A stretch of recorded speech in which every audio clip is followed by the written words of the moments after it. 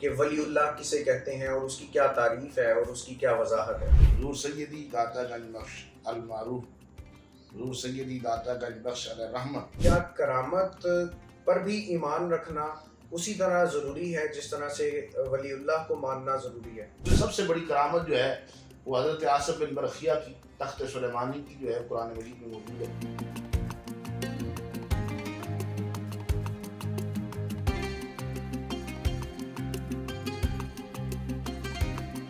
بسم اللہ الرحمن الرحیم، السلام علیکم ورحمۃ اللہ۔ Welcome to our channel the guidance powered by Quran dot P K. آپ کا ہوسٹ محمد فیضان عظمت آپ کے سامنے حاضر ہے ایک نئے موضوع کے ساتھ، ایک نئے گیسٹ کے ساتھ۔ ہمارا آج کا جو موضوع ہے جس پر ہم آج گفت و شنید کریں گے اپنے گیسٹ کے ساتھ، وہ موضوع ہے داتا صاحب کے عرس کے حوالے سے اور دیگر اس سے منسلک روایات اور دیگر چیزوں کے اوپر آج تبصرہ ہو۔ ہمارے انتہائی معزز گیسٹ ہمارے ساتھ موجود ہیں، علامہ مفتی محمد طیب صاحب ہمارے ساتھ موجود ہیں، جو ہمارے ساتھ اس موضوع کو آگے لے کر چلیں گے۔ سب سے پہلے تو میں آپ کا شکر گزار ہوں کہ آپ نے اپنا قیمتی وقت دیا۔ میں اس مختصراً تمہیداً گفتگو کے بعد میں آپ سے پہلا سوال جو رکھنا چاہتا ہوں، چونکہ داتا صاحب کے حوالے سے ہم نے اس پروگرام کو رکھا ہے، تو اس میں جو گفتگو ہونی ہے اس کا بنیاد سے لے کر ہمیں سمجھنا ضروری ہے۔ پہلے تو میں یہ قرآن و حدیث کی روشنی میں یہ جاننا چاہوں گا کہ ولی اللہ کسے کہتے ہیں اور اس کی کیا تعریف ہے اور اس کی کیا وضاحت ہے۔ بہت شکریہ مولانا فیضان عظمت صاحب کا کہ جنہوں نے ہمیں اس میں حصہ لینے کے لیے مطلع کیا، اور آپ کی پوری ٹیم کا جو اس عظیم شان پروگرام کو لے کے چل رہی ہے۔ آپ نے اس موضوع پر مجھے مدعو کیا، یقیناً وہ انتہائی اہمیت کا حامل ہے۔ اس کی اہمیت کی ایک وجہ تو یہ ہے کہ عامت الناس اور جتنی بھی عوام ہے ان کے ہاں عقیدہ جو ہے وہ ایک اعلیٰ سے اعلیٰ چیز ہے، اور ہونا بھی چاہیے، عقیدہ ہی بنیادی چیز ہوتی ہے۔ تو آج آپ نے جو موضوع سلیکٹ کیا ہے، حضور سیدی داتا گنج بخش عمدۃ السالکین قدوۃ الصادقین شیخ الاسلام والمسلمین، حضور سیدی داتا گنج بخش المعروف، حضور سیدی داتا گنج بخش علیہ رحمت علی بن عثمان الحجویری رحمۃ اللہ تعالی علیہ، آپ کا عرس جو ہے عنقریب انعقاد پذیر ہونے والا ہے۔ تو یقیناً بہت سارے توہمات اور بہت ساری باتیں جو ہیں اس کے ساتھ لوگ لگا دیتے ہیں۔ آج ہم بتائیں گے، جیسا کہ آپ کا پہلا سوال ہے کہ اللہ کے ولی کی تعریف کیا ہے۔ اگر ہم اپنی طرف سے کوئی بھی بات کریں تو ظاہر ہے ماننے والا اس کی مرضی مانے نہ مانے۔ تو سب سے پہلے تو قرآن مجید نے ولی کی خود تعریف بیان کی ہے۔ اللہ کریم قرآن مجید میں ارشاد فرما رہا ہے والذین آمنوا وکانوا یتقون، کہ وہ لوگ جو ایمان لائے اور انہوں نے تقوی اختیار کیا۔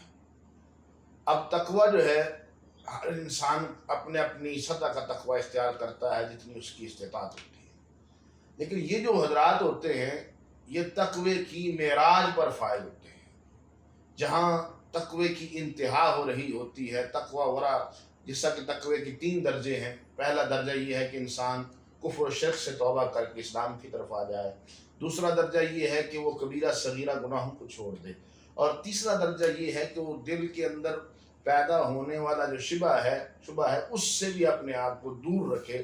اور یہ جو تیسرا درجہ ہے تقوی کا، اس تقوی پر جو لوگ فائز ہوتے ہیں انہیں اولیاء کرام کہا جاتا ہے، اور انہی اولیاء کرام میں سے ایک ہستی حضور سیدی داتا گنج بخش علیہ رحمۃ ہے۔ اور دوسرا، ولی کے لیے ایمان کا ہونا بھی شرط ہے اور تقوی کا ہونا بھی شرط ہے۔ جب ایمان اور تقوی، اگر ایمان نہیں ہے اور اس کے ساتھ آپ کسی بھی دنیا کے مذہب سے تعلق رکھتے ہیں، آپ بڑے متقی و پرہیزگار ہیں، بعض اوقات ہندو سادھو بھی بن جاتے ہیں، وہ اپنے آپ کو سمجھتے ہیں کہ شاید ہم بہت قریب جا رہے ہیں، تو اسلام انہیں ولی نہیں مانتا۔ ولی وہی ہے جو ایمان والا ہے، ایمان کے بعد اس کے پاس تقوی ورا ہو، اور تقوی جیسا کہ میں نے گزارش کی کہ اس درجے کا ہو کہ جو انسان کے دل میں گناہ کا شبہ بھی پیدا ہوتا ہے۔ حضور سیدی داتا گنج بخش علیہ رحمت اپنی کتاب کشف المعجوب میں لکھتے ہیں، میں مثال دے رہا ہوں ولایت کی انتہا کی، کہ میں حضور سیدی جنید بغدادی علیہ رحمت کے مزار پر حاضر ہوا، تو میں نے ایک ہی نماز کو 70 مرتبہ ادا کیا نوافل تھے، تو ہر دفعہ میرے دل میں کوئی نہ کوئی بات رہ جاتی، ہر دفعہ کوئی نہ کوئی بات آ جاتی۔ اب میرا نہیں خیال، یہاں تو لوگ نفل ویسے نہیں پڑھتے، اور اس کو کہتا چلے جی اس کی تو ویسے چھٹی ہے، اور سنت موقع کے بارے میں بھی سوچ رہے ہوتے ہیں کہ اس کا بھی کہیں نہ کہیں سے ہمارا دان لگ جائے، راستہ نکل آئے، اور سب کو مہربانی کر چھڈو، ایتے بچوں کو کر لو۔ لیکن یہ حضرات جو ہیں جو نوافل پر اتنی کثرت کے ساتھ، اتنی محبت کے ساتھ پابند ہیں کہ یہ بھی اس طرح پڑھے جائیں کہ دل میں سوائے یاد خدا کی کوئی اور چیز نہ ہو۔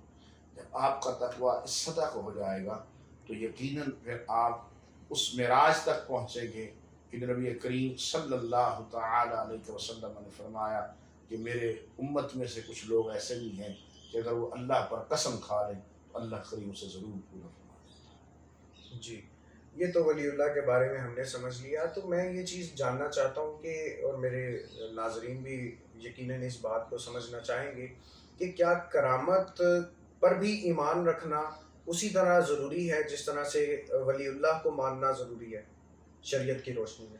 جی آپ نے بہت اچھا سوال کیا۔ سب سے پہلے تو یہ سمجھیے کہ کرامت کسے کہتے ہیں۔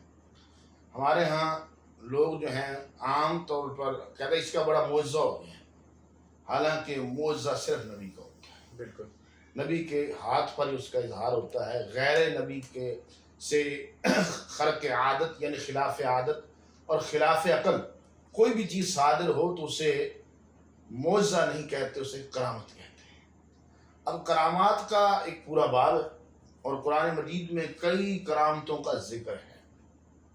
سب سے پہلا ذکر تو حضرت مریم سلام اللہ علیہ کے پاس بے موسم پھلوں کا آ جانا، بالکل، اور وہاں پھر ان کا سوال کرنا کہ یہ کہاں سے آئے ہیں، تو انہوں نے کہا قالت وہ من عند اللہ، کہ یہ تو اللہ کی طرف سے آئے ہیں۔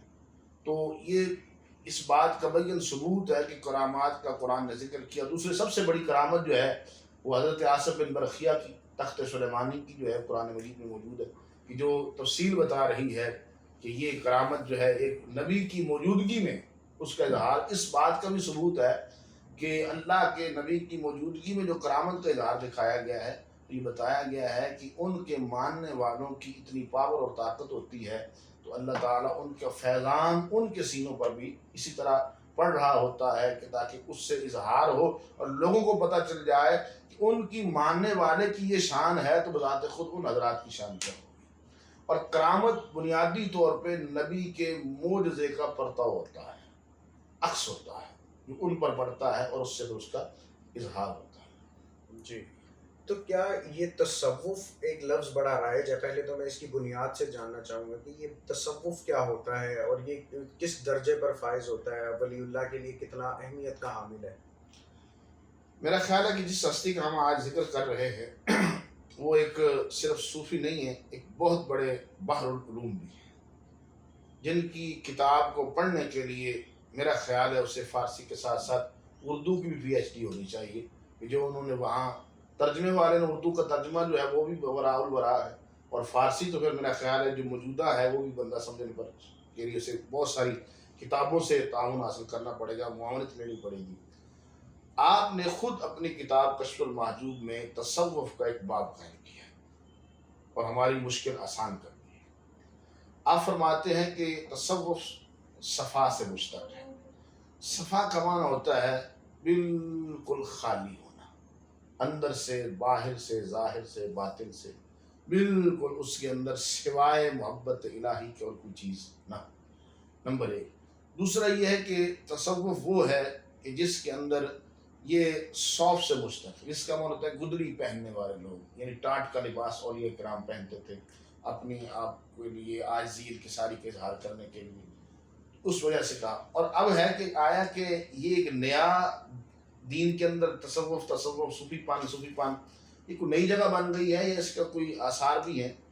تو سب سے پہلے تو اصحاب صفہ جو رسول اللہ صلی اللہ علیہ وسلم کے 80 شاگرد تھے، جو چبوترہ اصحاب صفہ ہے، وہاں بیٹھ کر پڑھنے والوں کو اصحاب صفہ کہا جاتا ہے، کیونکہ انہوں نے دنیا ما فیہا کو ترک کر کے صرف رسول اللہ صلی اللہ علیہ وسلم کی بارگاہ کی حاضری کی اور وہیں رہے اور دین سیکھا اور پھر اس کو پھیلایا۔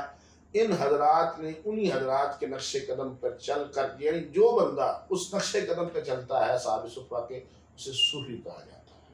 نمبر ایک. اور دوسری بات یہ بھی ہے کہ تصوف جو ہے کوئی نیا دین نہیں ہے.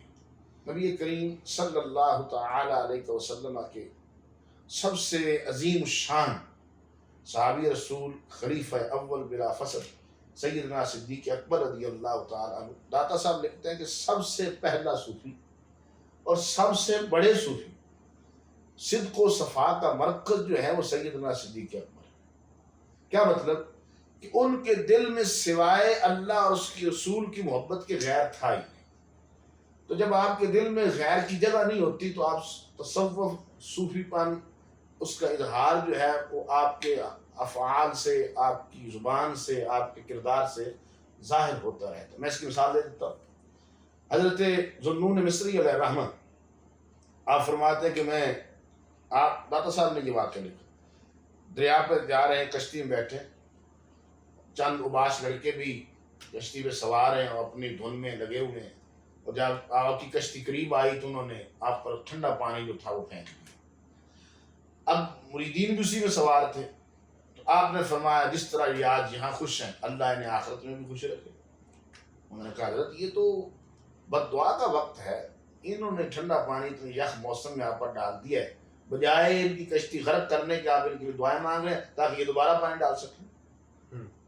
تو اب یہاں تصوف کا اظہار ہے، اب یہاں صوفی پن کا اظہار ہے کہ بھائی آپ نے فرمایا ان کا کام تھا جو انہوں نے کر لیا.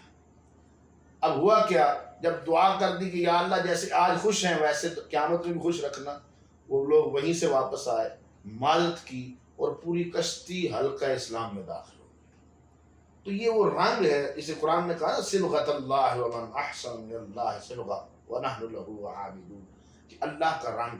صوفی جو ہوتا ہے دراصل وہ اللہ کے رنگ کے اندر رنگا ہوا بندہ ہوتا ہے. اور یہی داتا حضور رحمۃ اللہ تعالیٰ علیہ نے اپنی کتاب کشف المعجوب میں تصوف کے بعد بڑی لمبی چوڑی بحث فرمائی ہے، ٹائم نہیں ہے. آپ فرماتے ہیں کہ تصوف دراصل ماخذ ہے انسان کے اندر کہ جو تزکیہ نفس، تعلیم قرآن، ایک خالی صوفی ہونا، یعنی جسے آپ وضو کے فرائض بھی پتہ نہ ہو اور وہ صوفی بن جائے. اور ہمارے ہاں یہ بڑا اہم ترین مسئلہ ہے کہ جو ضرورت سے زیادہ کپڑے پہن لے لوگ اسے بھی ولی مانتے، صوفی مانتے ہیں. اور جس کو عقل فکر شعور نہ اے صوفی آدمی جی، بھائی وہ تو بیچارہ فارغ العقل والفکر ہر طرح سے فارغ ہے، تو اس کو آپ کیسے اتنا بڑا نام دے رہے ہیں؟ اوپر سے ایک ڈھیکی قسم بھی آ گئی ہے، صابن بھی چل گیا ہے. اب لوگ مذاق بناتے ہیں اس کا، یہ صوفی لے آؤ، صوفی صاحب اور صوفی یعنی ایٹمز آ گئے نا جی جی، تو اس کو بطور مذاق بنا دیا، مزاح بنا دیا. حالانکہ بہت بڑا منصب ہے. حضور سیدی داتا گنج بخش علیہ الرحمہ نے اسی باب میں ذکر کرتے ہوئے سیدنا صدیق اکبر کی مثالیں دی کہ وہ جو پہلے صوفی تھے جن کے اندر کا جو تصوف تھا وہ گاہے بگاہے صرف کیا تھا کہ ان کا مرکز، ان کا محور، ان کا نقطہ نظر، جان مال متاع ہر چیز مصطفیٰ پر قربان بھی تھی اور نگاہ ہر وقت ذات مصطفیٰ پر تھی. اور آج بھی صوفی بننے کے لیے یہی چیزیں ضروری ہیں. بالکل ٹھیک ہو گیا. یہ میں کہتا ہوں بہت صاف شفاف اور دور حاضر کے مطابق آپ نے جو اس کا جواب دیا اور اصلاح فرمائی. میں یہ جاننا ضروری سمجھتا ہوں کہ کیا یہ جو عرس اور میلہ، پہلے تو میں یہ جاننا چاہوں گا اس میں فرق کیا ہے. دوسرے نمبر پر میں اسی کے ساتھ منسلک ایک سوال کرنا چاہتا ہوں کہ کیا ضروری ہے کہ ہر ولی اللہ، ہر صوفی کا عرس منایا جائے یا اس کا میلہ لگایا جائے؟ اس کی مجھے سمجھ نہیں آتی. اصل میں یہ بھی ماشاءاللہ آپ کا ہر سوال اہل سماعت کے لیے انتہائی اہمیت کا عامل ہے. سب سے پہلے تو عرس کیا ہے اور میلہ کیا ہے؟ میلہ تو ملاقات سے نکلا ہے کہ ایسی جگہ جہاں بہت سارے لوگوں کی ملاقات ہوتی ہو اسے میلہ کہتے ہیں، اور اسی کو پھر ہم لفظ میلہ بن گیا کہ ملاقات کی جگہ، میلاد کی جگہ، ملاقات کی جگہ، اسی سے میلہ، یعنی لوگوں کے جمع ہونے کی جگہ کو میلے کی جگہ کہا جاتا ہے. میلاد کی جگہ، اکٹھے ہونے کی جگہ، یہ میلہ ہے. اب عرس کیوں منایا جاتا ہے؟ اور بھی لوگ مرتے ہیں دنیا میں، کافی حضرات روزانہ لوگ مر رہے ہیں. انہوں نے کیا کر دیا ہے کہ جناب ان کا ہر سال عرس منایا جا رہا ہے اور ان کی یادیں منائی جا رہی ہیں. اور ایسا کیوں ہے؟ ایک وہ ہے کہ جس کے یہاں کھانے کے لیے کچھ نہیں اور کہیں جناب 72 کروڑ روپیہ، 72 لاکھ ارب روپیہ، اس سے بھی زیادہ پیسہ عرس پہ لگ رہا ہے. تو وہ غریب و یتیم دیا جا سکتا ہے، کئی بیوہ کا گھر بھی چلایا جا سکتا ہے۔ میں حیران ہوں کہ یہ ساری باتیں اس وقت آ جاتی ہیں جب کوئی ایسا کام ہونے جا رہا ہوتا ہے، میلاد آ جائے تو یہ جی کسی بیوہ کا آپ گھر ڈال دیں، تو بھائی آپ نے یہ کام مجھ سے پہلے کیوں نہیں کیا؟ میلاد تینوں صرف یہ مطلب ہے کہ میلاد والے نال پیڑ ہے، ہوں تیرا بابا چپ دا تے تو جناب تینوں یاد آ کہ نہیں ہے بھی کرنا رہ گیا بھی رہ گیا، تے جدوں اپنے منڈے دی شادی کی تھی ادوں تو 7 ڈشاں دیتی ہیں تینوں نہیں محلے دی بیوہ یاد ہے، صرف معیار مختلف ہے۔ تو اب مسئلہ یہ ہے کہ عرس کیوں، عرس اعراس، یہ عرس کہتے ہیں شادی کو، خوشی کو، عروس سے ہے، جیسا کہ حدیث پاک میں نم کا نومت العروس، کہ آج سو جو تم پہلی رات کی دلہن کی طرح بے فکر ہو جاؤ۔ محدثین نے بخاری میں آپ ماشاءاللہ، میرا مسئلہ میرے لیے بڑا اعزاز بھی ہے کہ مولانا فیضان صاحب ماشاءاللہ ساری دینی تعلیم بھی رکھتے ہیں، یہ صرف ہوسٹ نہیں ہے، ساتھ ساتھ عالم بھی ہیں، یہ ان کی مہربانی ہے کہ انہوں نے مجھے بولنے کا موقع دے رکھا ہے۔ عرس جو ہے بخاری میں ایک روایت آتی ہے کہ نبی کریم صلی اللہ تعالی علیہ وسلم ہر سال رمضان میں جبریل امین کے ساتھ قرآن پاک کا دور فرمایا کرتے، اور نبی کریم صلی اللہ علیہ وسلم کی سخاوت جو تھی، حدیث میں آتا ہے من ریح المسلسلہ تھی، کہ تیز چلنے والی جو ہوا ہے وہ بھی آپ کی سخاوت کا مقابلہ نہیں کر سکتی تھی جب جبریل امین حضور علیہ السلام کے ساتھ دور فرمانے آیا کرتے تھے۔ اب سوال یہ ہے کہ دور تو قرآن مجید کا پڑھنا ہے، یاد کرنا ہے، سننا سنانا ہے، ایک سناتا ہے دوسرا سنتا ہے، سرکار سنا رہے ہیں جبریل سن رہے ہیں، جبریل سنا رہے ہیں سرکار سن رہے ہیں۔ ساتھ اس بات کا مطلب کیا ہے کہ سخاوتیں ہو رہی ہیں اور ریح مسلسل کی طرح وہ شد و مت کے ساتھ جاری و ساری ہے۔ تو محدثین نے لکھا کہ دراصل جب دو محبوبوں کی ملاقات ہوتی ہے، دو چاہنے والے باہم ملتے ہیں، اکٹھے ہوتے ہیں، تو وہاں خوشی کے اندر کافی سارے لوگوں کو تحائف دیے جاتے ہیں، نذرانے پیش کیے جاتے ہیں، اللہ کی راہ میں خرچ کیا جاتا ہے تاکہ یہ محبت اور پروان چڑھ جائے اور زیادہ سے زیادہ بہتر سے بہتر ہو جائے۔ اب ان حضرات کا جو ہم عرس مناتے ہیں، دراصل ہم اس بات کی دلیل دے رہے ہوتے ہیں کہ یہ حضرات واصل الی اللہ ہو گئے ہیں، یہ اپنے محبوب تک پہنچ گئے ہیں۔ تو جب یہ وہاں پہنچتے ہیں تو جیسا کہ نبی علیہ السلام نے فرمایا الموت یوصل الحبیب الی الحبیب، موت وہ پل ہے جو ایک یار کو دوسرے یار سے ملا دیتی ہے۔ جب ایک یار دوسرے یار سے ملتا ہے تو وہ دن خوشی کا کہلاتا ہے، اس دن پھر لوگوں کے اندر مٹھائیاں بانٹی جاتی ہیں، صدقات کیے جاتے ہیں، لوگوں کو خوش کیا جاتا ہے، کیونکہ ملاقات محبوب کا دن ہوتا ہے۔ یہ حضرات کیونکہ اللہ کے ولی ہوتے ہیں، اللہ کے قریب رہنے والے لوگ ہوتے ہیں، ان کی جب اللہ سے ملاقات ہوتی ہے تو وہ دن خوشی کا دن کہلاتا ہے، اور خوشی کے دن کچھ کر لینا، کچھ بنا دینا، کچھ خیرات کر دینا، کچھ بانٹ دینا، یہ کوئی گناہ والا کام ہے نہیں۔ اب اعتراض وہ کرتے ہیں کہ جن کی ملاقات نہیں ہے، اولیاء اللہ ہوتے ہیں، ان کی ملاقات کا دن ہوتا ہے، ان کی موت ان کی ملاقات کا دن ہوتا ہے۔ جب یہ ملاقات کا دن ہوتا ہے تو ان کے لیے یہ خوشی کا دن ہوتا ہے۔ تو جب آپ خوش ہوتے ہیں، آپ کے گھر خوشی ہوتی ہے، جیسا کہ میں نے ابھی حدیث سنا یا الموت یوصل الحبیب الی الحبیب، موت ایک پل ہے یا جو ایک یار کو، الموت جسر یوصل الحبیب الی الحبیب، موت ایک پل ہے جو ایک یار کو دوسرے یار سے ملا دیتی ہے۔ اب ہم دو محبوبوں کی ملاقات ہو رہی ہوتی ہے تو اس دن نذرانے بانٹنا، اس پر خوشی کرنا۔ اب سوال ہوگا جی دیکھے جی تہاڈا ابا مر جائے تو اسی باہر مٹھائی بانٹ سکیں؟ تسی سارے گل پہ جاؤ، تسی کہو گے جناب ساڈا اندر ابا مریا تو تسی باہر مٹھائی بانٹ رہے ہیں، بابا مر گیا تو آپ عرس منا رہے ہیں، خوشیاں کر رہے ہیں، اور آپ کا مر جائے تو آپ کا جناب رونا نہیں رکتا اور آپ پورا گھر غم میں پڑا ہوتا ہے، تو یہ دورہ میں آ رہا ہے۔ اس کا یہ جواب ہے کہ اگر ہمارا ابا ولی ہو، ہمارا ابا داتا صاحب کی شان کا مالک ہو تو اللہ کریم لوگوں سے خود بخود ہی سارا کچھ کروا دیں۔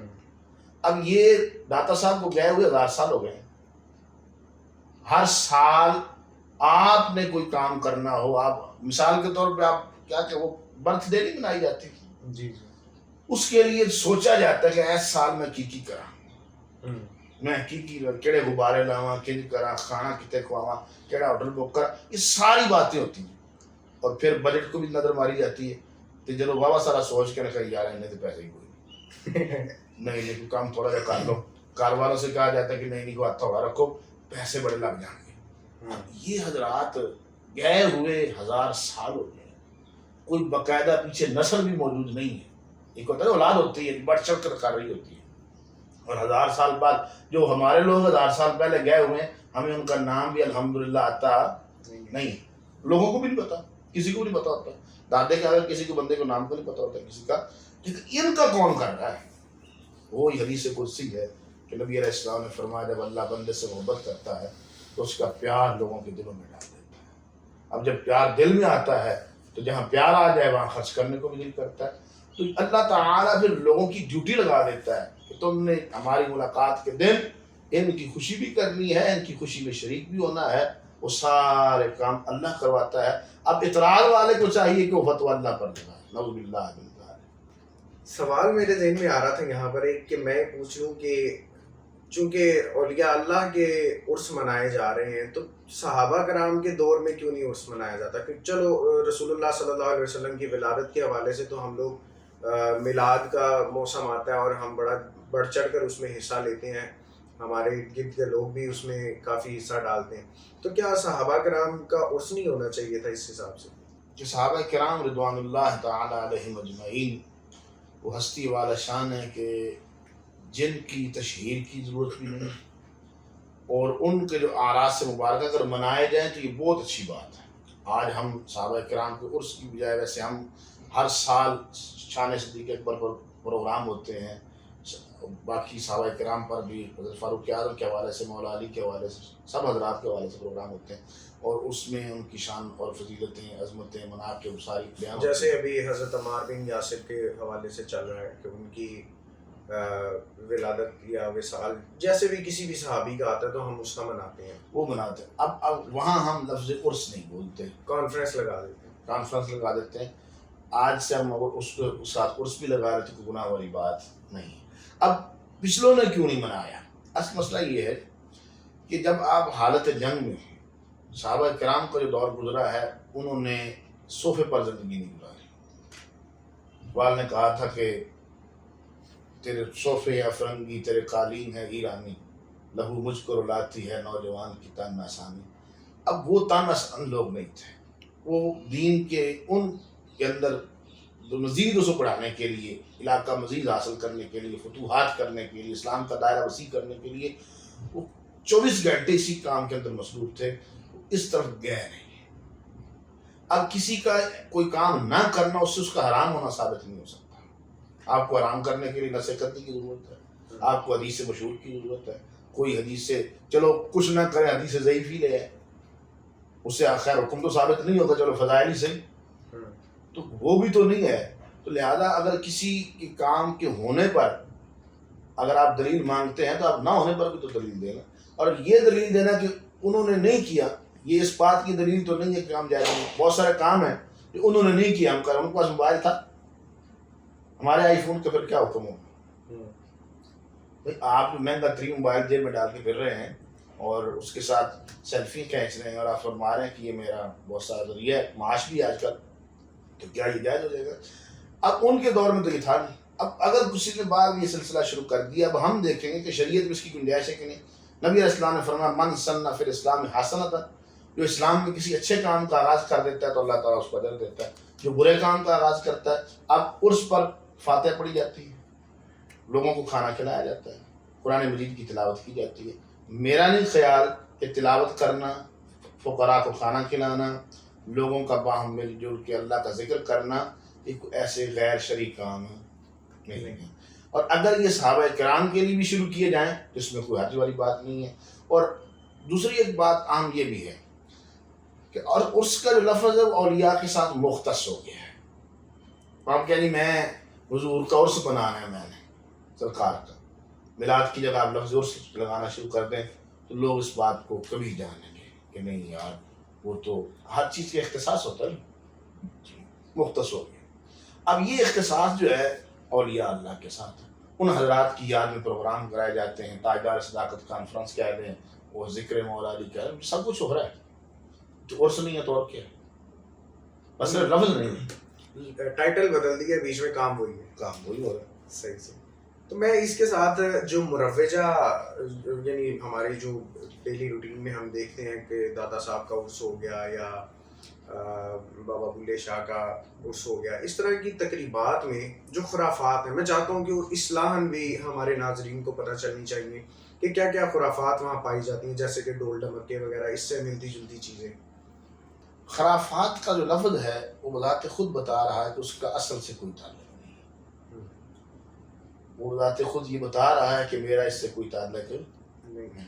یعنی اگر نکاح شادی کے اندر جو مہندی لگائی جاتی ہے، گانا باندھا جاتا ہے، پتہ نہیں کیا کیا کیا جاتا ہے، اور وہ مہندی کے نام پر جو وہاں خرافات ہوتی ہیں، تو کیا ہم یہ کہہ دیں کہ جناب نکاح چھوڑ دیں؟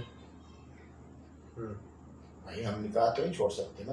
تو ان کو کہے جی اب صاحب ہے نہیں ہونا جی، کسی مہندی کر لی، کسی کو جی مہندی بند کرو نکاح کرو۔ اس کا مطلب یہ ہے کہ جتنی بھی خرافات، یہ ان حضرات کا درس نہیں ہے کہ آپ یہاں کریے گا۔ آپ وہاں ملاقات محبوب رکھ رہے دربار پر، تو یہ بابے کو کھم بابے نے ڈیرا اس لیے لگایا تھا کہ یہاں ملاقاتیں ہوں، کہ وہ عاشق مشوق آئیں اور دھاگا باندھ کے جائیں اور تماشا لگ جائے۔ یہ اس لیے تو نہیں ہوا نا۔ ان کا تو مشن رسول اللہ صلی اللہ علیہ وسلم کے دین کی تبلیغ ہے۔ اگر وہاں کو دین سیکھنے آتا ہے، دیکھیں نا حضور سیدی داتا گنج بخش رحمۃ اللہ علیہ شخص آتا ہے، وہ کہتا جی میں صبح سے آیا ہوں، شام ہو گئی، اجازت دیں۔ کیا ہوا؟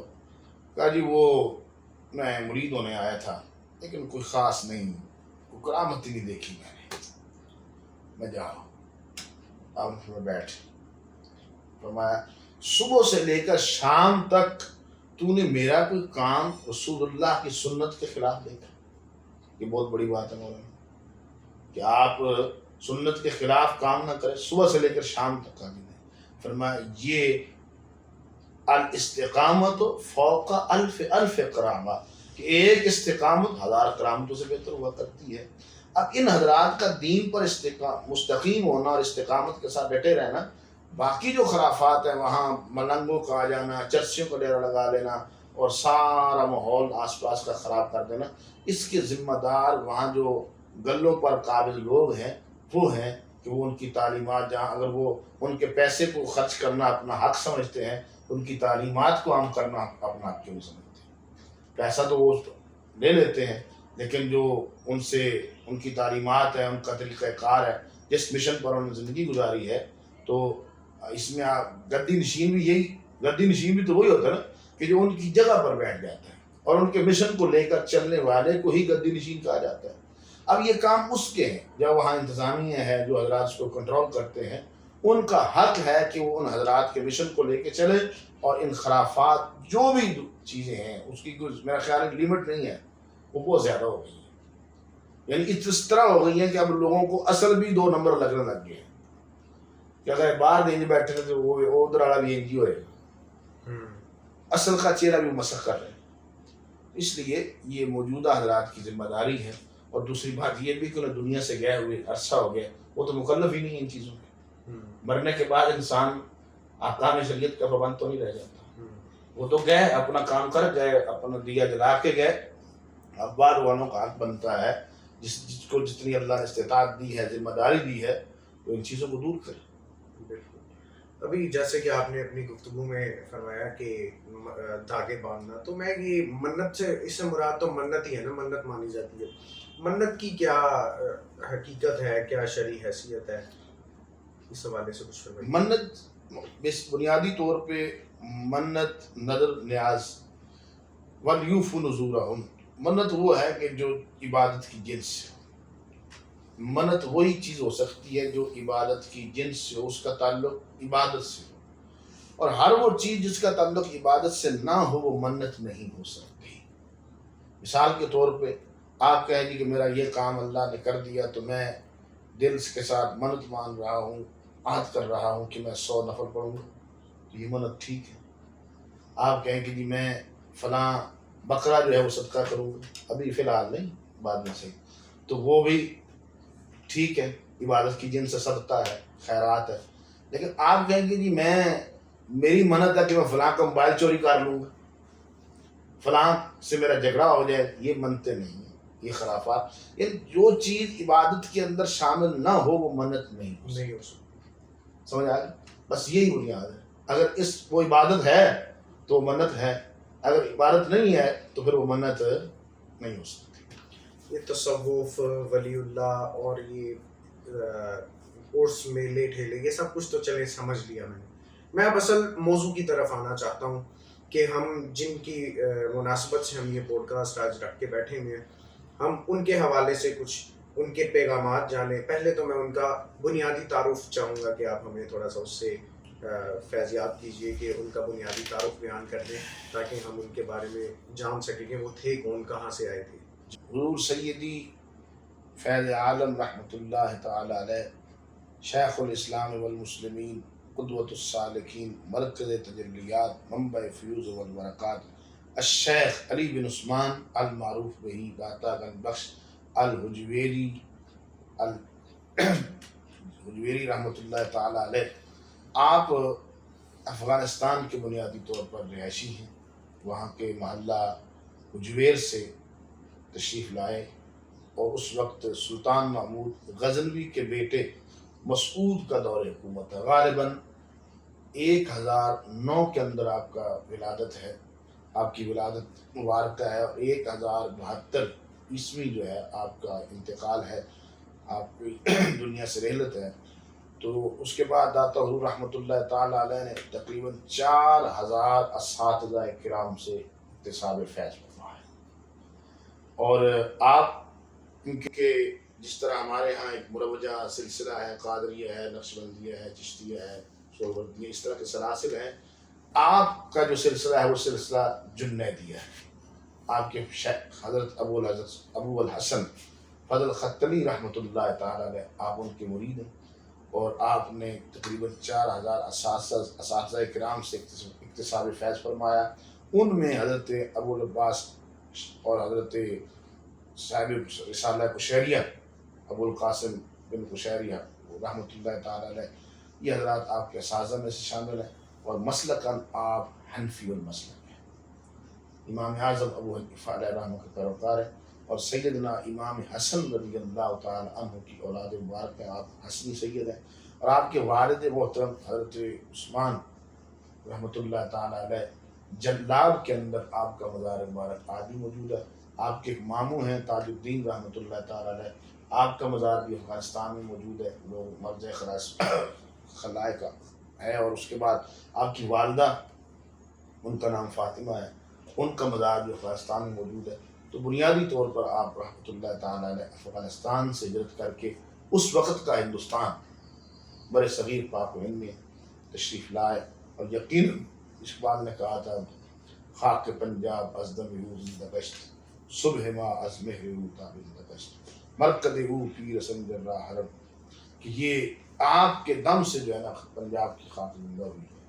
اور یقیناً یہ وہ قدم بر صغیر پاک و ہند میں لگا کہ جہاں سلطان الہند خواجہ خواجگان معین بے کساں جیسی ہستی بھی آتی ہے، جہاں بابا فرید جیسی ہستی بھی فیض پانے آتی ہے، اور کثیر تعداد میں کبار اولیاء کرام اس در پر حاضر ہوئے اور اپنا اپنا حصہ لیتے ہوئے مخلوق خدا کی خدمت میں مصروف ہو گئے. داتا صاحب کے بنیادی تعارف کے ساتھ ساتھ جو ضروری چیز ہے وہ ان کی علمی خدمات ہیں.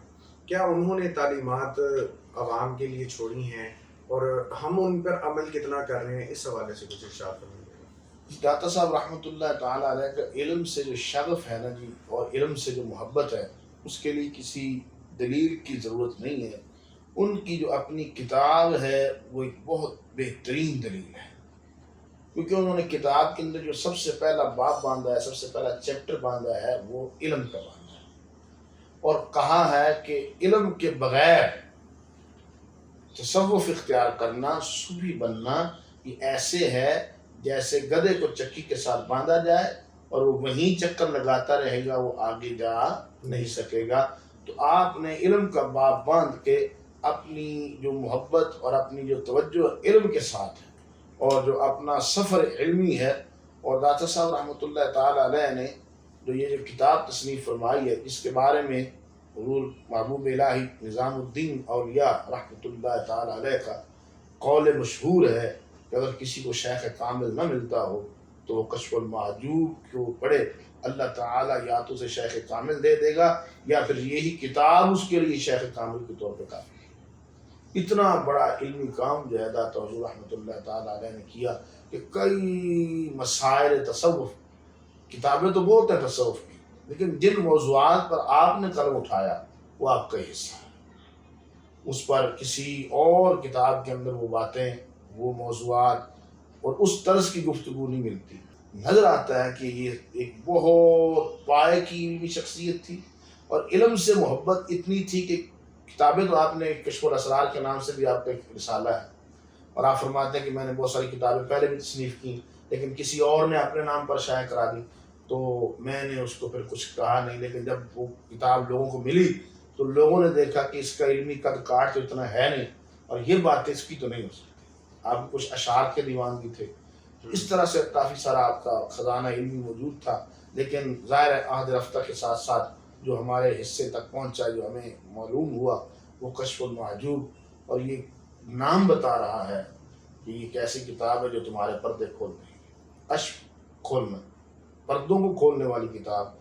تو انہوں نے تو ظاہری باطنی پردے کھول کے رکھ دی ہیں، تو لہذا علمی خدمات جو ہیں ان کی، جو ہمارے سامنے بصورت کشف المحجوب موجود ہے، یہ یقیناً یہ تصوف کا انسائکلوپیڈیا ہے، مرکز تصوف ہے، جہاں سے کئی صوفیاء نے اس کو بطور مرجع و مصادر مانا ہے، بطور مرکز مانا ہے، بطور حوالہ کہا ہے۔ یہ بات انہوں نے جب لکھ دی ہے تو پھر مزید اس پر بات کرنے کی ضرورت نہیں۔ یہ تو بڑی اچھی آپ نے گفتگو کی ہے، کشف المحجوب کے حوالے سے ہی ان کی ساری علمی خدمات کو جوڑ دیا، لیکن اس پہ اعتراضات بھی ہیں کچھ معاشرے کے یا دیگر لوگوں کے۔ تو ایک سب سے بڑا جو اعتراض مانا جاتا ہے، سننے میں آیا ہے، میں اس کی بنیاد سے لے کر اس کی تہہ تک جانا چاہتا ہوں کہ یہ صحو و سکر کا کوئی مسئلہ ہے جو اس کے اندر بیان کیا گیا اور اس کے اوپر کافی اعتراضات چل رہے ہیں۔ اس حوالے سے بنیاد سے ذرا اس کے اوپر وضاحت دے دیجیے گا تاکہ ایک عام فہم بندہ، جو عام بندہ ہے، اس کی بھی سمجھ میں ہی آ جائے۔ فہم و تفہیم کے ساتھ اس مسئلے کو میں چاہتا ہوں آپ ذرا ڈسکس کر لیں۔ حضور سیدی داتا گنج بخش علیہ الرحمہ نے اپنی کتاب کشف المحجوب شریف میں صحو و سکر کے حوالے سے، آپ نے اس سے پہلے سلسلہ تیفوریہ کے حوالے سے بات کی اور اس کے آگے پھر یہ باندھا صحو و سکر کے حوالے سے۔ اب یہ کیا ہے؟ سب سے پہلی بات تو یہ ہے کہ کسی بھی بات کو سمجھنے کے لیے، مثال کے طور پہ اگر آپ بات کر رہے ہیں تو آپ کے اٹھ کے جانے کے بعد اس پر تبصرہ کرنے والے کو اتنا تو علم ہونا چاہیے کہ آپ کیا ہیں، آپ کی طبیعت کیسی ہے، آپ کس طرح کا کلام کر سکتے ہیں، یعنی آپ سے اس بات کی توقع کیسے کی جا سکتی ہے، کیونکہ معترض جو ہے بنیادی طور پہ اندھا ہوتا ہے، اسے بس اعتراض کرنا ہی آتا ہے، اور جس نامعقول نے یہ اعتراض کیا ہے، میں یہ حیران ہوں کہ چے پدی را شوربہ، کہ وہ کیا ہے اور کیا اس کی حیثیت ہے، اور یعنی نہ تو وہ اعتراض خواجہ معین الدین چشتی کو کشف المحجوب پر نظر آیا، نہ وہ اعتراض بابا فرید الدین گنج شکر کو نظر آیا، نہ وہ نظام الدین محبوب الہی اسے پیر ماننے کہنے والے کو نظر آیا۔ اتنے 800 سالہ دور کے اندر کسی ولی کامل کو وہ نظر نہیں آیا، اور کل کا بے وقوف کہہ رہا ہے کہ یہاں یہ لکھا ہوا ہے، اس کا مطلب یہ ہے کہ اس کی عقل کا فطور ہے۔ اگر یہ اعتراض ہوتا تو بھائی علم کا پہاڑ اور سمندر لوگ تھے، ان کو کیوں لگ رہا ہے؟ آپ جس مشن پر ہیں وہ واضح کہیں کہ میرا یہ مشن ہے، اعتراض کرنا آپ کا حق ہے، لیکن آپ اس اعتراض کو آپ مزید مضبوط تو کریں نا کہ یہ قول میرا نہیں ہے۔ اگر میں یہاں بیٹھ کے باتیں کروں تو لوگ اس کو سے اختلاف کا حق حاصل ہے کہ بھئی آپ کون ہیں، آپ کی کیا حیثیت، ذاتی حیثیت کیا ہے، یہ کیا، اور علماء کرام کا بھی یہی موقف ہے جو آپ کا ہے۔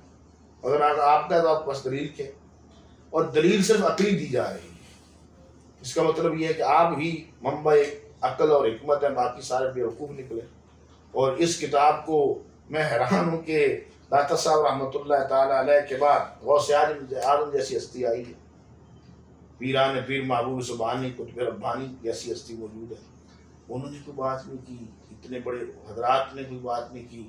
اور ایک ہے وہ کل کی پنجابی جی کہنے نے کہ رات دی کوڑ کر لی چھتینوں جفا پا لے، بھئی آپ نے مشہور ہونے کو اور کوئی یخ مار لے، اب میں اس پر عرض کرتا ہوں کہ داتا حضور رحمۃ اللہ تعالی علیہ نے سہو و سکر، قرآن نے یا ایھا الذین آمنوا لا تقربوا الصلاۃ وانتم سکارى، یہ لفظ استعمال کیا قرآن مجید میں۔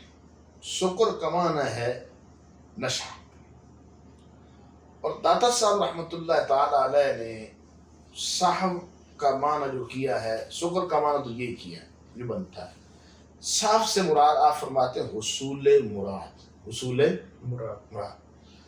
اب صوفیاء کرام میں اس بات کا اختلاف ہے کہ ذات الہی کی تجلیات کے اندر گم رہنا افضل ہے یا مراد مانگ لینا افضل ہے۔ اب ان کی جانب بلا کہ گم کون ہے اور مانگنا کیا ہے، یعنی یہ ہے کہ آپ کو اللہ نے اتنا بڑا درجہ دے دیا، آپ نے محبت الہی میں وارفتگی اختیار کرنی ہے، گم رہنا ہے، یا کوئی حصول مراد آپ کا کوئی مقصد ہے۔ شاعر نے کہا تھا نا کہ توڑ دے کاسہ مراد،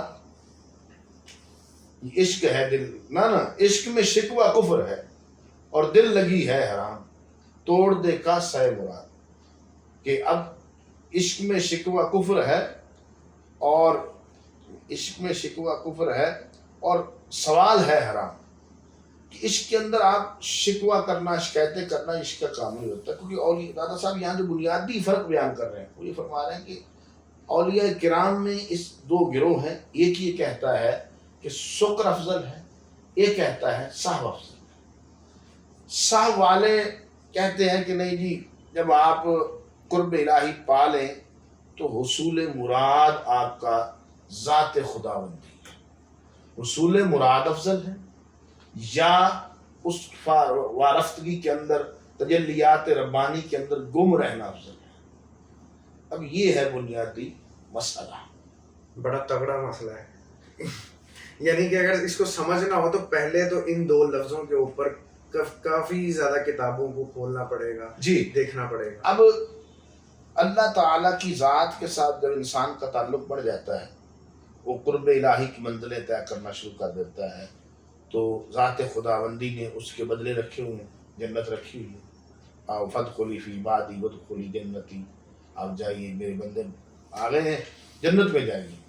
اب وہ یہ اس جگہ اختلاف یہ ہے کہ آیا کہ مراد مانگ لینا ٹھیک ہے یا خود رفتہ رہنا ٹھیک ہے، تو آپ نے یہاں دو گروہوں کا ذکر کیا ہے، اور مزے کی بات یہ ہے کہ آپ نے یہاں کو ذاتی رائے نہیں پیش کی۔ ایک گروہ یہ کہہ رہا ہے کہ نہیں، شکر افضل ہے کہ بس آپ گم ہیں، تجلیات انوار الہی آپ پر پڑ رہی ہیں اور آپ اسی میں گم ہیں، اور آپ سے اس سے بڑی معراج آپ کے لیے اور کوئی نہیں ہو سکتی۔ اور صاحب یہ ہے کہ آپ کچھ لے لیں، کچھ نہ کچھ مانگ لیں، کوئی مراد لے لیں، کوئی بھی چیز لینی آپ لے لیں۔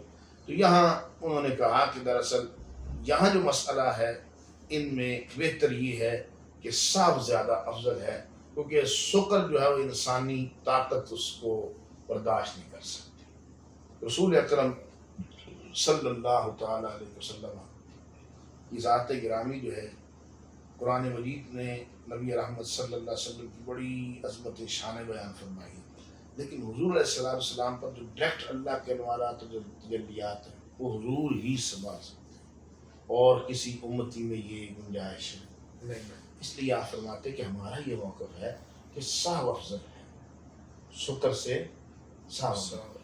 اب یہاں سے اپنی مرضی کے معنی لے لینا اور یہ کہہ دینا کہ جی دیکھیں جی، یہ انہوں نے کہا کہ ذات باری تعالیٰ کے بارے میں کچھ باتیں کی، میں حیران ہوں کہ جب بنیاد نہیں آپ نے سمجھنی تو آپ اس پر جتنی مرضی عمارت کھڑی کر لو تو بیکار ہے۔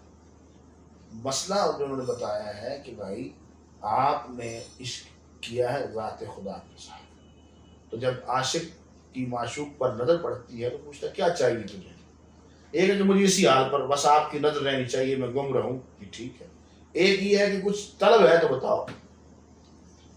اب ظاہر ہے اللہ تعالیٰ کی ذات بہت بڑی ذات ہے، اس کا ہر وقت تجلیات انوارات، موسیٰ علیہ السلام نے اس کی مثال بھی دادا صاحب نے دی، اسی بات میں دی کہ موسیٰ علیہ السلام جو ہیں وہ جب کوہ طور پر گئے تو وہاں کیا ہوا؟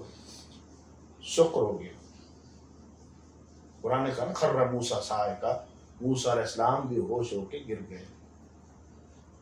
اب شکر کی حالت تھی. یعنی اس کو یہ جو موجودہ نشہ نعوذ باللہ من ذالک یہ مراد نہیں. اب اصل مسئلہ یہ کہ یہاں سارے نشئی ہیں تو ان کو وہ نشئی نظر آئے. بھائی جب کو نشئی اس سے آپ کہیں کہ یار اللہ ٹونو تو بس ٹون کو پھر ٹون نہیں نظر. مسئلہ یہ ہے کہ یہاں وہ نشہ نہیں ہے. خر موسیٰ صاعقہ، موسیٰ علیہ السلام بے ہوش ہو کے گر گئے. اب جب موسیٰ علیہ السلام زمین پر تشریف لے آئے، اس کے باوجود سرکار کو دیکھیں. سرکار معراج پر گئے، واپس آئے. کوئی ایسی بات آپ کو نہیں ملے گی کہ انہوں نے ایک قرآن نے کہا ما ذاق البصر وما طغى لقد رأى من آیات ربہ الکبریٰ. یہی بتانا چاہتے ہیں کہ صاحب جو ہے وہ زیادہ افضل ہے شکر کے حوالے سے. ٹھیک ہو گیا. اب لیکن میرا ایک چھوٹی سی مشورہ یہ ہے کہ ہر مسئلہ ہر بندے کے لیے نہیں ہوتا. ہر مسئلہ ہر بندے کے لیے نہیں ہوتا. اگر آپ نے اس کو اپنا مسئلہ بنانا ہے تو آپ اس مقام تک آئیے. آپ کا گھر یہ نہیں ہے تو آپ ادھر سیڑھی کیوں لگا رہے ہیں؟ آپ اس گھر میں جانا نہیں ہے تو وہاں آپ سیڑھی کھڑی کر رہے ہیں تو اس کا مطلب یہ کہ آپ بجائے صرف فتنہ اور فساد ہی کھڑا کرنا چاہتے ہیں. گھر والے تو کہہ رہے آئی نہیں اتنے کیوں لائی نہیں؟ گھر تو ہے آنا بھی تھی تو نہ ہی تو بٹن دینا ہے. تو جب آپ کا تعلق نہیں ہے یا تو آپ آئیں آگے آئیں سیکھیں سمجھیں اوپر جائیں. پھر اگر سمجھ نہ آئے تو آپ کسی کے پاس جائیں. فاسألوا اہل الذکر، قرآن نے کہا کہ آپ کسی جاننے والے سوال تو کر کے دیکھیں. ابھی ہم جیسا کوئی نالائق طالب علم جو ہے جن کو تھوڑا بہت سمجھنے والا وہ یہ سمجھ چکا ہے کہ یہ بات کیا ہے. اور اگر آپ کا مقصد ہی اعتراض ہے تو پھر اللہ ہی ہے جو آپ کو امید ہے کہ بس ہدایت عطا فرمائے اگر ہیں قابل ہدایت. لیکن اتنی بڑی ہستی پر نعوذ باللہ من ذالک باتیں کرنا اور ان کو بھونکنا، اس سے بڑی گستاخی کیا ہو سکتی ہے کہ اولیاء کے نبی کریم صلی اللہ علیہ وسلم نے فرمایا من عاد لی ولیا فقد آذنتہ بالحرب، کہ جو اللہ سے ولی سے دشمنی کرتا ہے دراصل اللہ سے جنگ کا اعلان کرتا ہے. تو کوئی بھی مسئلہ ہے مولانا اس کو سمجھنے کے لیے کسی کے پاس پڑھنا پڑتا ہے، سیکھنا پڑتا ہے. فرمایا تھا کہ بن مرشد راہ نہ تھاوے دو دبائے نہ رہتی کھیسائیں. اس طرح تو پھر ہر بندہ ہی یوٹیوب سے علامہ بن جائے. مدرسے میں دھکے کھانے کی کوئی ضرورت نہیں. اور یہ جو یوٹیوب کے علامہ ہے، یہ جو جس کا یہ اعتراض ہے، میں اس کا نام بھی نہیں لینا چاہتا تاکہ وہ یہ نہ سمجھے کہ شاید یہ ادھر سے فالورز لینا چاہتے ہیں، اپنا مرال بنانا چاہتے ہیں. آپ اس لائق نہیں. اصل مسئلہ یہ ہے بھائی کہ آپ جو ہیں انہوں نے یہ خرافات شروع کی ہیں. آپ کس کے شاگرد ہیں؟ دین کس سے سیکھ رہے ہیں؟ صحابہ نے دین سرکار سے نہیں سیکھا، صحابہ سے تابعین نے سیکھا، تابعین سے تبع تابعین. ایک پوری سند ہے یار. آپ مدرسے جاتے ہیں، مدرسہ آپ کو سند جاری کرتا ہے، آپ کے اساتذہ کا حوالہ دیا جاتا ہے. یعنی کہ میں نے ان ساری باتوں سے جو حساب لگایا ہے، اقتصاب کیا ہے، وہ یہ میری سمجھ میں تو یہی آیا ہے کہ بنیادی الفاظ جو سامنے ہیں ان کو دیکھ کر بات کو بڑھا لیا گیا ہے اور اصل جو اس کی طے تھی اس کو نہیں سمجھا گیا. یہ مجھے آپ کی گفتگو سے حاصل ہوا. جی جی ایسے میں اسی کے ساتھ یہ جاننا چاہوں گا اور اپنے اس پروگرام کو اختتام کی طرف لے کر جانا چاہتا ہوں کہ داتا صاحب رحمۃ اللہ علیہ کا گدی نشین کون ہے. اور اسی کے ساتھ اسی سوال میں میں اپنا اختتام کرتا ہوں ساتھ ہی کہ یہ جو مجاور ہوتے ہیں جو حدیث میں جس سے ممانعت کی گئی ہے، مجاور یہ جو قبروں پہ مجاور بیٹھ جاتے ہیں، کیا وہ بھی گدی نشین ہوتے ہیں؟ یہ دو سوال میرے بجٹ وقت ہیں. اصل میں گدی نشین کا جو لفظ ہے نا یہ ہمارے بر صغیر پاک و ہند کا لفظ ہے، کیونکہ آپ جانتے ہیں کہ عربی میں گاف نہیں ہے. اور رہی بات گدی نشین، سجادہ نشین، ولی عہد اور یہ سارے الفاظ جو ہیں انہی حضرات نائبین کے لیے استعمال ہوتے ہیں. اب اصل مسئلہ یہ ہے، پہلے جو شروع میں نے گزارش کی تھی کہ آپ مشن کو لے کر چلنے والا بندہ، آپ کے مشن کو لے کر چلنے والا بندہ ہی آپ کی گدی پر بیٹھ کر، گدی کا مطلب ہے مسلح، جس جگہ پر جس مقام پر بیٹھ کر انہوں نے اللہ کی عبادت کی، اب وہ دنیا سے چلے گئے. آپ ان کی جگہ پر براجمان ہو گئے، آپ بیٹھ کے، اب آپ کے دو مقصد ہیں. مقصد اول یہ ہے کہ گلے تے کیمرہ لا لو تے دیکھی رکھو، شام کو پیسے کاٹ لو، اللہ کا فیصلہ، سادہ کاروبار چل رہا ہے لوگوں کا ہے بڑی عبادت کے ساتھ.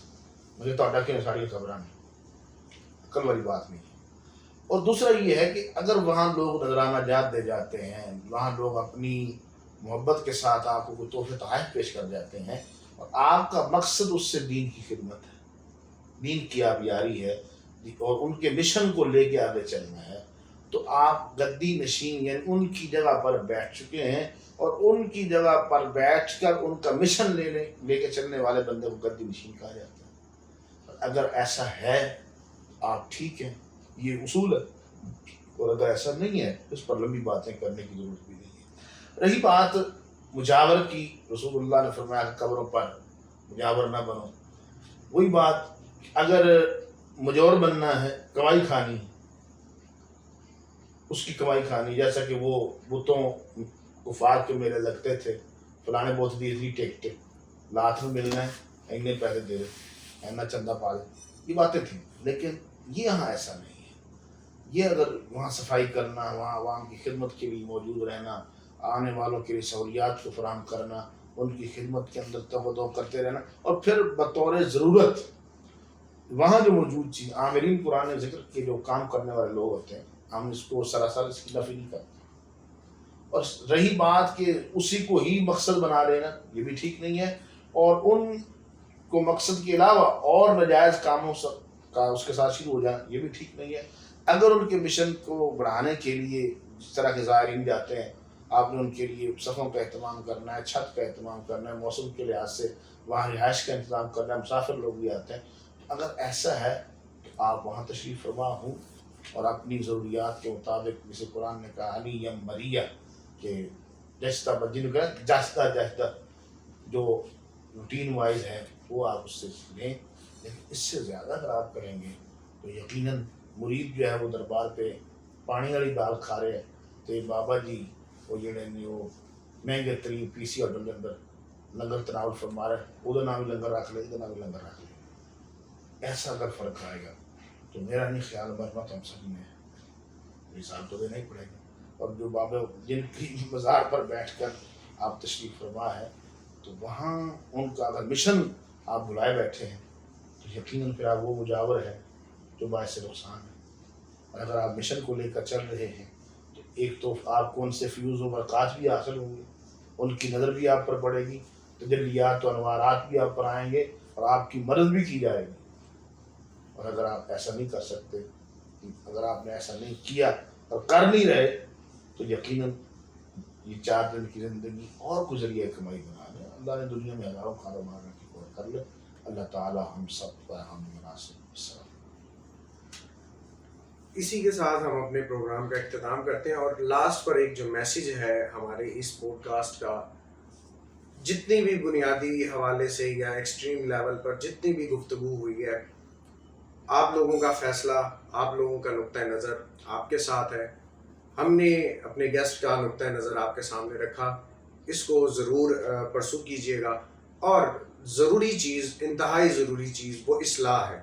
اصلاح کے لیے چند کلمات میں کہہ کر اجازت چاہوں گا. اصلاح گفتگو میں سب سے پہلے، جیسے کہ اب داتا صاحب کا عرس ہے، تو اس پر جو خرافات ہوتی ہیں اس حوالے سے میں جو بات کرنا چاہتا ہوں وہ یہ ہے کہ جو ڈھول ڈھمکے، اور اس کے ساتھ جو یہ میں نے جو چیز نوٹ کی ہے کہ ڈھول والوں کے ساتھ چادریں تو لے کر جا رہے ہیں، سننے میں آیا اور ذرائع کے مطابق، اور ایک دو بار باقاعدہ مشاہدے کے بعد مجھے اس چیز کا ادراک ہوا، اندازہ ہوا کہ وہ جو لوگ نذرانے کے نام پر جو پیسے اس چادر میں رکھ رہے ہیں کہ یہ جاتے جاتے ادھر ان کے گلے میں ڈال دیں گے، وہ یہاں سے تھوڑا سا مین روڈ پر چڑھتے ساتھ وہ لپیٹ کے وہ جیب والے گلے میں جاتے ہیں. ایک تو یہ اصلاح ضروری ہے، اور دوسرے نمبر پر اصلاح میں جو کرنا چاہتا ہوں کہ اگر تو یہ کام کرنے ہیں تو وہ اس کے ساتھ ساتھ یہ میں اپنی بات نہیں کر رہا، یہ شریعت بھی یہی کہتی ہے، اور مفتی صاحب نے بھی انہی باتوں کی طرف، انہی کاموں کی طرف اشارہ کیا ہے کہ اگر یہ کام کرنے ہیں تو ایک طریقے کے ساتھ شریعت کو فالو کرتے ہوئے. اب نماز پڑھنی نہیں ہے چادر کے ساتھ، ہم نے پیدل دادا صاحب جانا ہے. اس طرح کی باتیں جو خرافات ہیں وہ میں ان کے حوالے سے میں اصلاح کرنا چاہتا ہوں، اپنی بھی اور اپنے ناظرین کی بھی، اور ناظرین کے آگے سے اہل و عیال کی اور احباب کی. امید کرتا ہوں بہت کچھ آپ نے سیکھا ہوگا، سمجھا ہوگا. اللہ تعالیٰ ہمیں علم حاصل کرنے کی توفیق عطا فرمائے، اس پر عمل کرنے کی توفیق عطا فرمائے. اور آخر پر میں اپنے مہمان کا پھر سے شکریہ ادا کرتا ہوں کہ آپ نے ہمیں اپنا بہت قیمتی وقت دیا اور بہت ہی پرمغز گفتگو کی، بہت سیر حاصل کلام کیا. اللہ تعالیٰ آپ کے بھی علم و عمل میں اضافہ فرمائے. ملتے ہیں نیکسٹ گیسٹ کے ساتھ، نیکسٹ ٹاپک کے ساتھ. تب تک اپنا خیال رکھیے گا جی. والسلام.